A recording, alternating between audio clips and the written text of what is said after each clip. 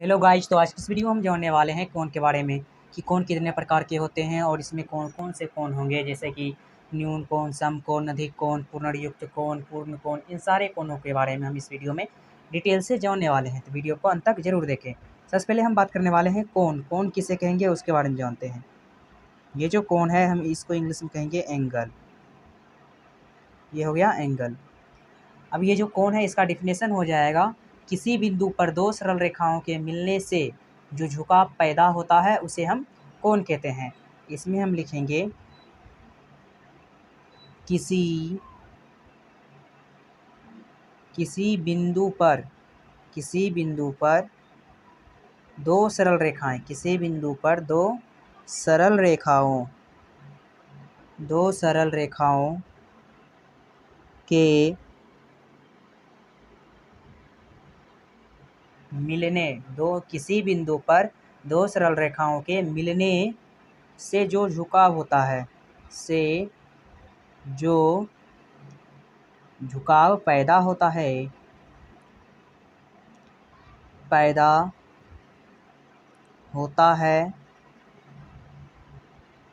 उसे कोण कहते हैं।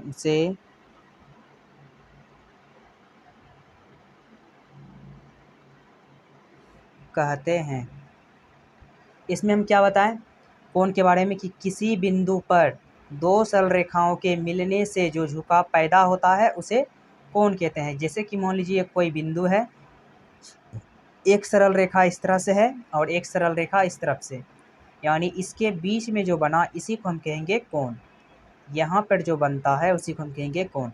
इसका नाम हम बी दे देते हैं, इसका नाम सी दे देते हैं, इसका नाम ए दे देते हैं, यानी ए बी सी। अगर इसमें पूछा जाए कौन कौन है, इसमें हम बोलेंगे इसको, ये जो बी वाला है इसी को कोण कहेंगे। अब हम इसमें ये भी जानेंगे कि कोण को सूचित किससे करते हैं। इस तरह से जो हम लिखते हैं, ये जो चिन्ह है, चिन्ह से कोण को सूचित करते हैं, कोण को सूचित। इसमें हम क्या लिखें, इस तरह का जो सिंबल होता है एल जगते, इसी को हम कहेंगे, इसी से हम कोण को सूचित करते हैं, यानी एल के सिंबल से ही हम कोण को सूचित करेंगे। अगर इसका बोला जाए कोण लिखने के लिए तो इसमें लिखेंगे कोण ए बी सी, बीच में होना चाहिए बी। जब भी किसी का कोण लिखते हैं तो इसको हमेशा बीच में लिखते हैं। तो ये तो हो गया हमारा कोण। कोण के बारे में एक बार फिर से समझ लेते हैं। किसी बिंदु पर दो सरल रेखाएं के बीच का जो झुकाव होता है उसी को हम कोण कहते हैं, और कोण को एल से सूचित किया जाता है। इस तरह से सूचित किया जाता है कोण को। अब हम बात करने वाले हैं आसन्न कोण। आसन्न कोण, आसन्न कोण क्या होता है उसके बारे में जानेंगे। आसन्न कोण का परिभाषा हो जाएगा, यदि कोई किरण किसी सरल रेखा पर खड़ी हो तो उसकी दोनों ओर जो कोण बनेगा उसी को हम कहेंगे आसन्न कोण। इसका हम परिभाषा लिखेंगे, यदि कोई किरण किसी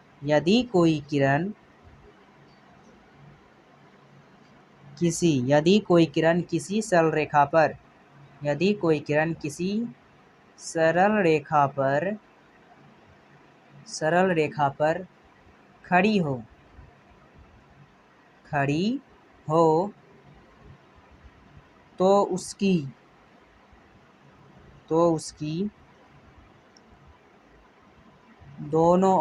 तो उसकी दोनों ओर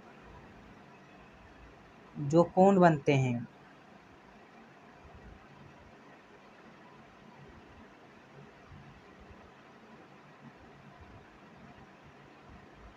उसे आसन्न कोण कहते हैं, उसे आसन्न।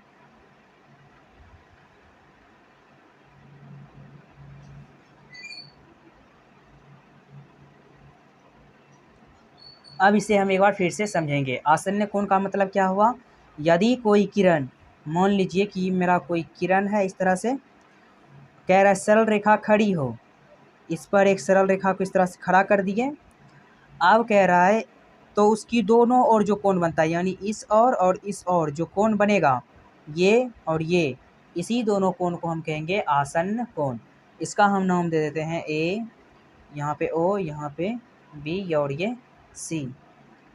इसमें हम क्या बताएं, यदि किसी सरल रेखा पर, यानी किसी बिंदु, ये मतलब कोई है, यदि कोई किरण किसी सरल रेखा पर, इस तरह से कोई सरल रेखा पर खड़ी हो, तो ये कोण और ये कोण, और ये कोण जो है, इसी दोनों कोण को हम कहेंगे आसन्न कोण।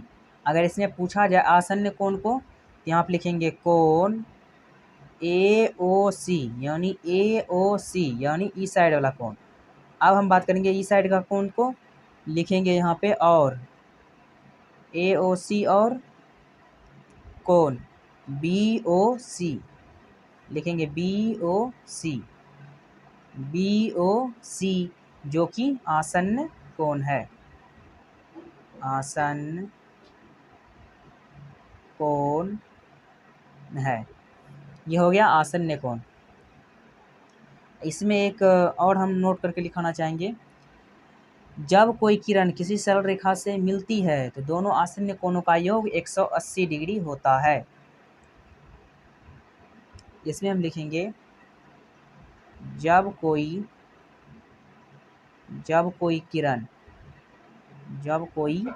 किरण किसी सरल रेखा, जब कोई किरण किसी सरल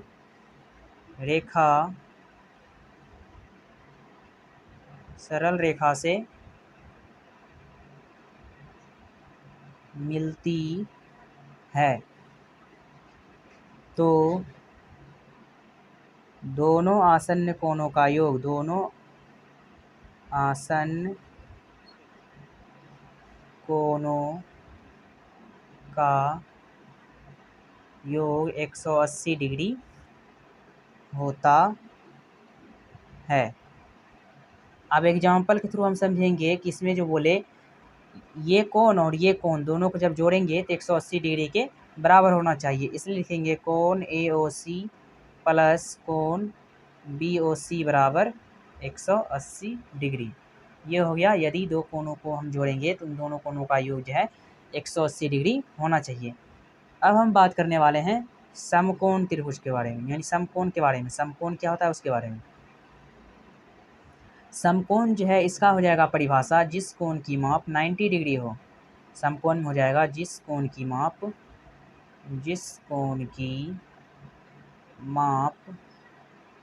90 डिग्री हो, उसे हम समकोण कहते हैं, उसे समकोण कहते हैं। समकोण में क्या होता है, जिस कोण की माप 90 डिग्री हो उसे हम समकोण कहते हैं। अब एग्जाम्पल के थ्रू समझेंगे समकोण का, जिससे 90 डिग्री, इसमें केवल यही रहेगा, उसी को हम समकोण कहेंगे। उसके बाद हम जानना चाहेंगे न्यून कोण के बारे में। न्यून कोण, इसमें हम लिखेंगे जिस कोण की माप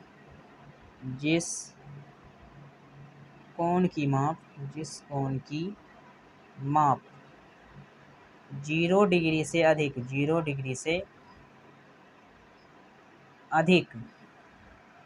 और 90 डिग्री से कम हो, उसे न्यून कोण कहते हैं, उसे न्यून कोण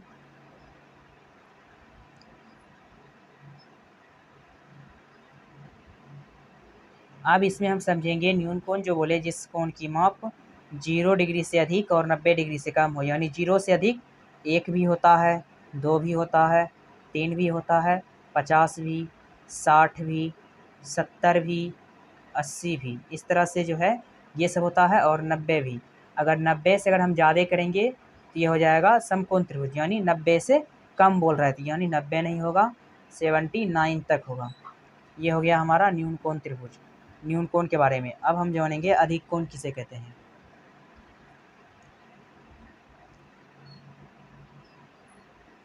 अधिक कोण किसका परिभाषा हो जाएगा, जिस कोण की माप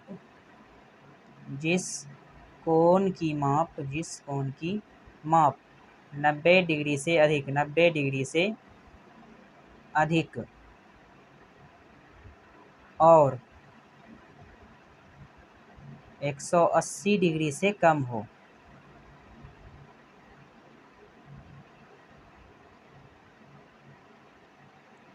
उसे अधिक कोण त्रिभुज कहते हैं। उसे अधिक कोण कहते हैं, त्रिभुज इसमें नहीं बोलेंगे। उसे अधिक कोण कहते हैं। अब एग्जाम्पल जानेंगे, यानी 90 से अधिक, 90 से अधिक 100 भी हो सकता है, 120 भी हो सकता है, 130 भी। इस तरह से आपको 180 से कम यानी 179 डिग्री तक ले सकते हैं। अब हम बात करने वाले हैं आगे ऋजु कोण या फिर सरल कोण के बारे में, यानी कि सरल कोण या फिर ऋजु कोण। ऋजु कोण कहिए, ऋजु कोण या सरल कोण, दोनों एक ही चीज़ है, ऋजु कोण या फिर सरल कोण। तो हम जानेंगे ऋजु कोण या फिर सरल कोण। सरल कोण कहिए या फिर ऋजु कोण कहिए, बात दोनों एक ही है। इसमें हम बोलेंगे, सरल कोण में कहेंगे जिस कोण की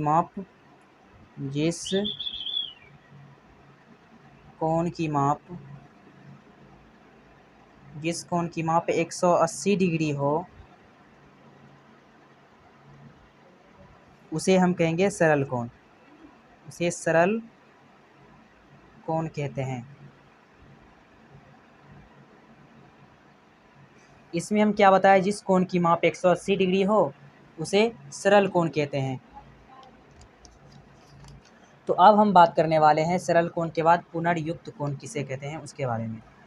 सरल कोण तो हो गया, अब हम जानेंगे पुनर्युक्त कोण।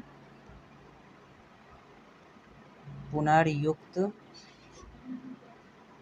कोण, ये जो पुनर्युक्त कोण है इसमें हम क्या होता है उसके बारे में समझेंगे। इसमें हम लिखेंगे जिस कोण की माप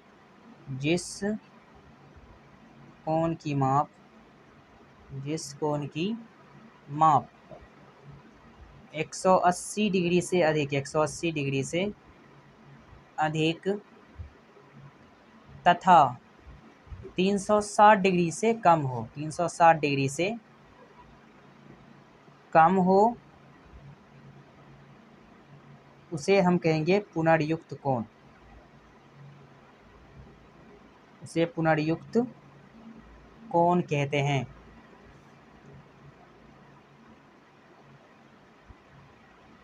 ये हो गया कि जिस कोण की माप 180 डिग्री से अधिक तथा 360 डिग्री से कम हो उसे हम कहेंगे पुनर्युक्त कोण। जैसे कि इसमें एग्जांपल में लिख सकते हैं 180 से ज़्यादा 190, 270, इस तरह से जितना भी कोण लिखिएगा वो सारा का सारा पुनर्युक्त कोण के हो जाएगा अंतर्गत। 360 डिग्री से लेकिन ज़्यादा हमें नहीं लिखना है, कम में लिखना है।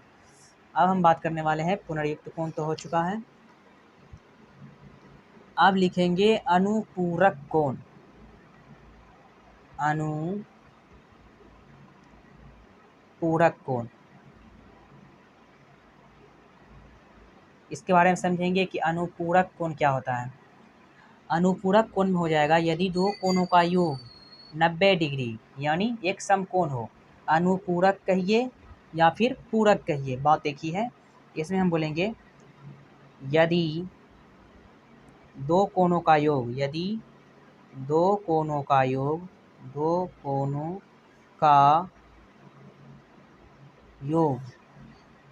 90 डिग्री हो उसे अनुपूरक कोण कहते हैं, उसे अनुपूरक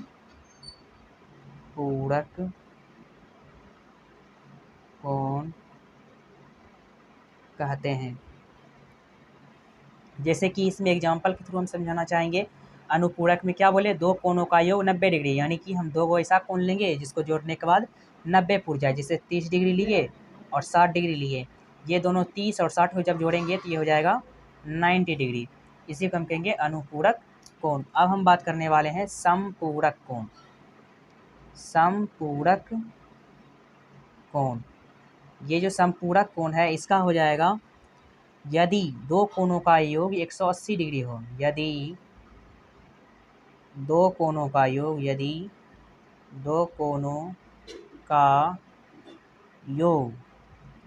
180 डिग्री हो, यदि दो कोणों का योग 180 डिग्री होगा उसी हम कहेंगे समपूरक कोण, उसे समपूरक कोण कहते हैं। उसे समपूरक कोण कहते हैं। यानी इसमें हम जब दो कोण को जोड़ेंगे तो कम से कम 180 डिग्री होना चाहिए। जैसे कि एग्जाम्पल में 120 डिग्री, उसके बाद 60 डिग्री। जब इन दोनों को हम जोड़ेंगे तो ये हो जाएगा 180 डिग्री। अब हम बात करने वाले हैं सम्मुख कोण। तो अब हम बात करने वाले हैं सम्मुख कोण के बारे में।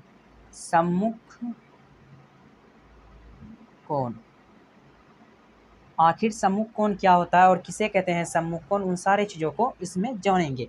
सम्मुख कोण में हो जाएगा जब एक सरल रेखा दूसरी सरल रेखा को काटती है। इसमें हम लिखेंगे जब एक सरल रेखा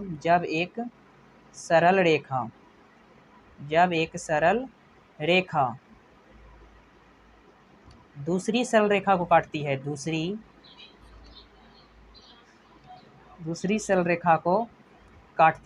सरल रेखा को काटती है तो चार कोनों का निर्माण होता है। तो इसमें हम क्या बोले कि चार कोनों का निर्माण होता है। चार कोनों का निर्माण होता है।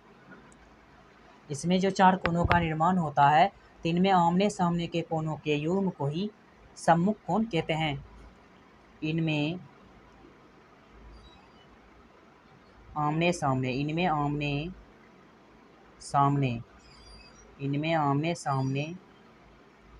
के कोनों के युग्म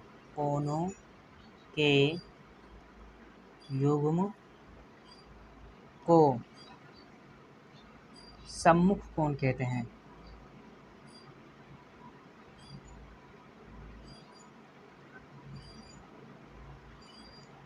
अब एग्जाम्पल के थ्रू हम ये समझना चाहेंगे कि आखिर सम्मुख कोण कैसा होता है। ये जो इसमें हम क्या बोले, जब एक सरल रेखा दूसरे सरल रेखा को प्रतिच्छेद करती है। इस तरह से कर दिया तो एक कोण, दो कोण, तीन कोण, चार कोण, यानी इसमें चार कोणों का निर्माण होता है। इनमें आमने सामने के कोणों के युग्म, ये कोण और ये कोण, ये हो जाएगा सम्मुख कोण, और ये कोण और ये कोण, ये हो जाएगा सम्मुख कोण। यानी कि इसमें क्या बोले, जब एक सरल रेखा, मान लीजिए एक सरल रेखा है और दूसरी सरल रेखा काटती है, ये दूसरी सरल रेखा काटी तो इन सब के बीच में चार कोण का, यहाँ पे लिखे हैं चार कोणों का निर्माण होता है। यानी कि एक कोण, दो कोण, तीन कोण और ये चार कोण का निर्माण हुआ। तो इसमें कह रहा है इनमें आमने सामने के कोने के युग्म, ये आमने और ये सामने के जो कोणों का युग्म है, यही दोनों कोण हो जाएगा सम्मुख कोण, और ये सम्मुख कोण हो जाएगा। तब हम बात करने वाले हैं सर्वांग समकोण क्या होता है। सर्वांग समकोण,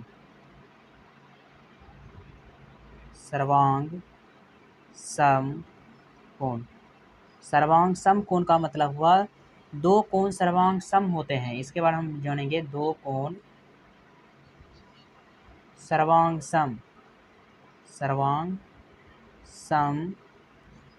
होते हैं। दो कोण सर्वांग सम होते हैं यदि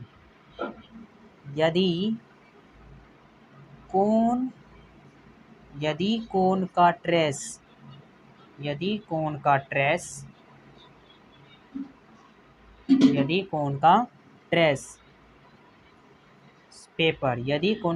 पेपर दूसरे कोण को पूर्णतः ढक लेता है, दूसरे कोण को पूर्णतः ढक लेता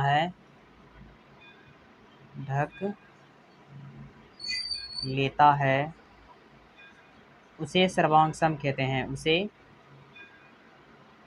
सर्वांग सम कोण कहते हैं।